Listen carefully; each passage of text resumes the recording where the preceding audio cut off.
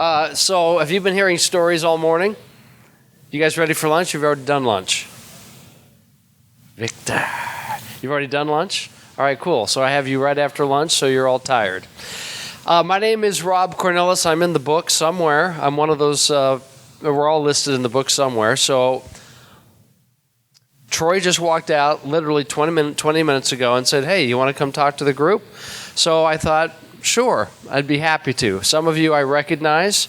And let me just tell you a quick story, because he said I've only got 15 minutes. I started in sports in 1991. And I used to sell for a franchise that Sports Illustrated called the worst team in sports history. Anyone want to guess who that is? Go ahead, yell them out. Come on, you stole it. That's because he already knows. Who'd you say? Cleveland Browns. No, come on, Jim Brown. No, that's not the worst franchise ever. Yeah, it's the LA Clippers. Now, when that story came out in the Sports Illustrated cover, it was 2000, the year 2000. So back then the Clippers stunk. And I worked for the Clippers in the early 90s. My job was to sell tickets for the Clippers. And that's when they played in South Central Los Angeles in an old place called the LA Sports Arena, which has mercifully been torn down. And they built a new soccer stadium there just recently. And when I joined the Clippers, I thought, this is my ticket, and I was excited, as I'm sure many of you are or have been when you first got into the sports business. And I thought, how hard can this be? Just get on the phone all day, smile and dial, and talk basketball. It's like sports talk radio, but I get paid for it. This is going to be cool. So I got on the phone. Hey, this is Rob Cornilles with the LA Clips. How you doing? Great. Yeah, hey, this is the year. We're going all the way. It's hip to clip. I made that one up. It's hip to clip. And, of course, what kind of reaction do you think I'd get? This is circa 1991 when they were the worst team in sports. Click. That's right. You've been there before. Right. I'd get, you're an idiot. I'd get, your owner's a dummy. I'd get, I'm a Lakers fan. I had one woman who never heard of us before say, I don't need a haircut. Click. So I was getting all kinds of crazy reactions, and it was hurting me because I thought this was not going to be very hard, like I said. So 3 months passed. I was without a sale. Now, something I shouldn't tell you, but I'm going to say it anyway, because you didn't pay to hear me speak. You paid for all these other great people to speak, so I can tell you this. I decided to take the job as a commission-only salesperson when I took the job. Today, you can't do that. It's against labor laws. But I was a commission-only salesperson working at their office. So, no salary, no hourly wage. It's just eat what you kill, right? And if you don't hunt nothing down, you're not eating. So I'd come home every day. My wife, Allison, who, by the way, is still my wife. I'd come home every day, and she'd look at me with that look in her eyes like, is this the day? Huh? Are we going to eat today? And this is before children. I said, I'd give her that look. Like, sorry, it's not doing it. It's not cutting it. So finally, after 3 months, tired of getting that look and dodging fry pans when I'd walk through the door, I decided that what I should do is just quit and get a real job. So I was going to do it. I was going to get out of this industry that we all love. And then my wife, Allison, said something that changed our life. Are you ready for this? And I'm not joking when I say that. She said, why don't you work one more week until the first home game?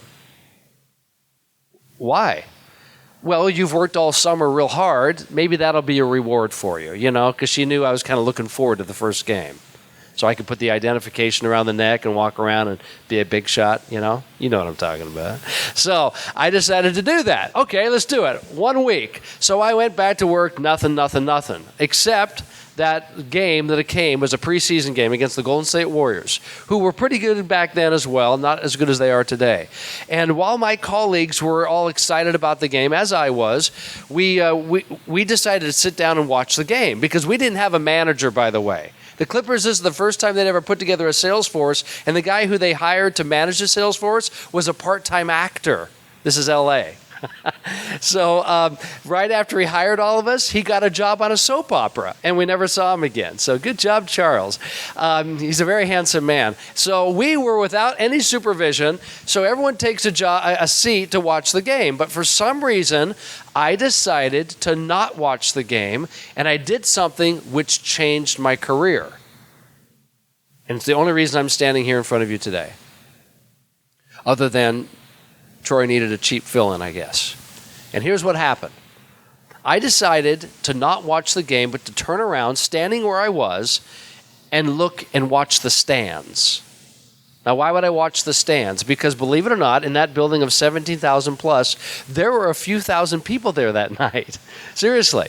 There were actually people that showed up. And I wanted to know who the heck was coming to a Clippers game because I had never met any of these people on the phone the previous 90 days. So I was very curious. So that's exactly what I did. I turned around, I looked up, and the first thing I noticed was a family of four. It was mom and dad and Susie and Billy. And dad had his arm around his son Billy, and he was pointing down to the court like that. And his son had this very attentive look on his face like, oh, yeah, I see that, Dad. Right, I get that. And I was wondering, because I'm an expectant father right now. That's another little detail I probably shouldn't have told you, but Allison was 8 months pregnant. So we were actually living in an apartment complex off Melrose Avenue in Hollywood. 32 units, 31 were vacant because the building had been condemned.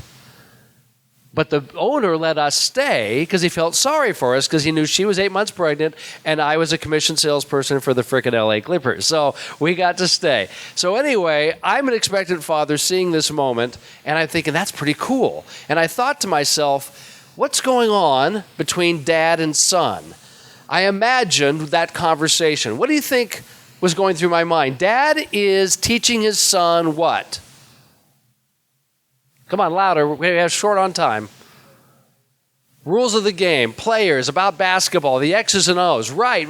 But what else could dad have been teaching his son while pointing down to the action and watching these players? What else do you learn by going to a basketball game, a baseball game, a football game? What else can you glean from that experience, father-son? You can do what with your son, with your daughter? Teach him about what? Life lessons, sportsmanship, hard work, discipline, teamwork, fair play, especially when you go to a hockey game and see someone going into the box. That's a great teaching moment. I know, I have 3 sons. I thought, that's kind of cool. Now, I also noticed directly behind this family, there was a group of about 25, 30 people all dressed like we are today. Kind of business attire, right? But they were very familiar with one another because there was a lot of high-fiving and ribbing each other and buying each other drinks and pretzels and things. And I was wondering to myself, okay, this is a group of people from an office. They're here. Well, why are they here? If you were to poll every one of those individuals, I'll bet 24 of them are Laker fans. So why are they here enjoying a Clippers game together? Once again, I began to imagine things in my mind. So why would an office staff come to a Clippers game? I concluded, well, they're probably here because they're being rewarded. They did something good. They hit a goal. They hit a quota. They won a new account. They beat the competition. And so the boss is celebrating with them, thanking them for everything they've done for the business. Or I thought maybe the opposite is happening. This is punishment. Okay, things are not going well in the office. You guys are not getting along. You haven't hit our goals. There's too much backbiting amongst the staff. So what we're going to do is we're going to go to a Clippers game tomorrow after work. Yes, a frickin' Clippers game, all right? And you're going to enjoy it because you people need to learn to get along with one another. We need more communication, more collaboration, more cooperation, more productivity in our office. That was the conclusion, I thought, of a boss. Not a bad way to use a sporting event, regardless of their fandom of the team. Further, I noticed as I'm standing at the end of the court, a group of Boy Scouts at the very top of the building, behind the basket on the top row. I mean, they could knock on the ceiling. They were that far up.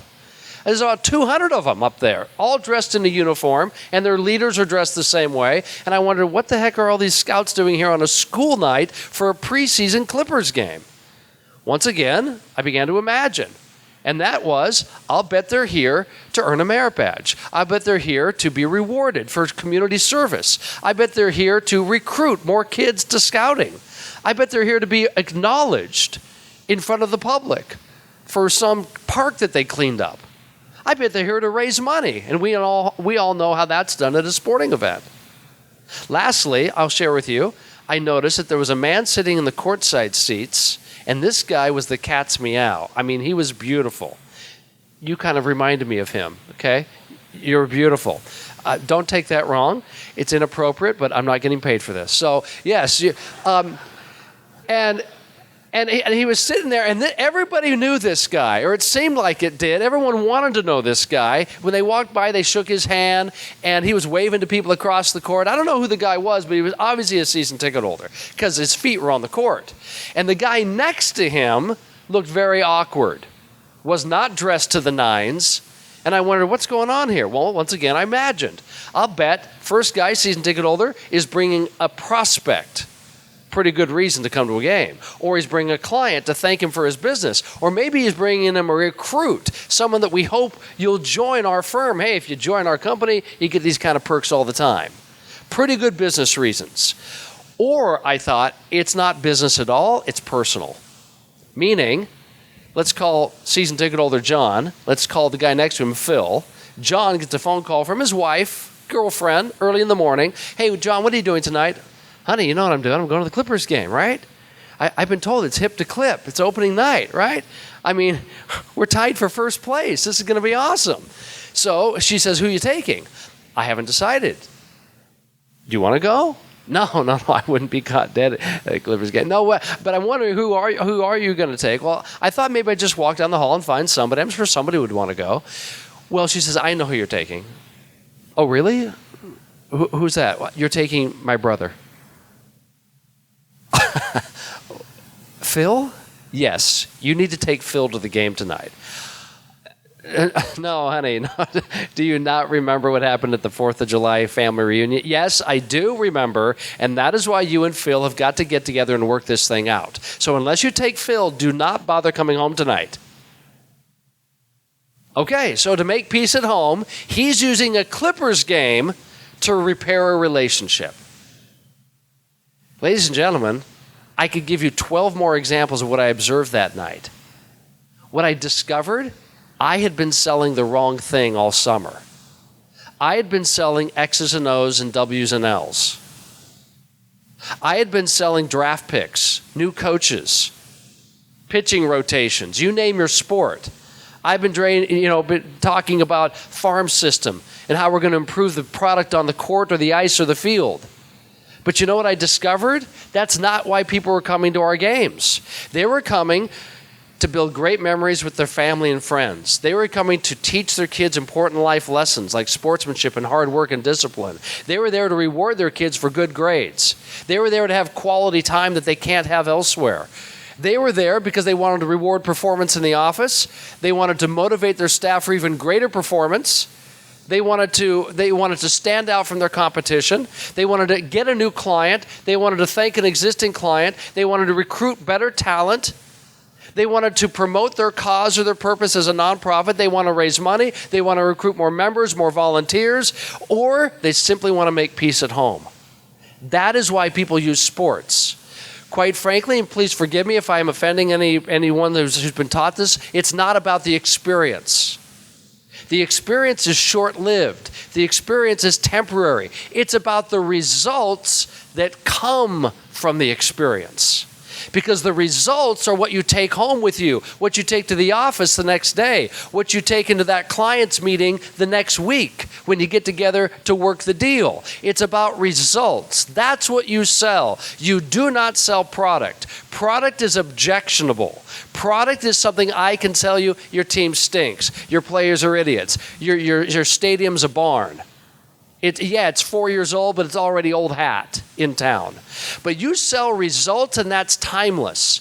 If your team stinks right now, you can sell the results because that's what you control in the stands. What happens on the court of the ice or the field is out of your control. That's what helped me go back to the next day at the Clippers. I did not resign, and I started to have results-oriented conversations with people, and it led to selling 83 season tickets that month, when previously I'd sold 0 in 90 days. The next month I sold 65, and the next month I sold 72, and then they promoted me because they didn't know what else to do. Talk results and you'll get agreement. Talk product, you'll get objections. If you like objections, knock yourself out with product selling. If you like conversation, talk results, you'll stand out. You'll be the kind of person that people want to have a conversation with. I thank you very much. Have a great day.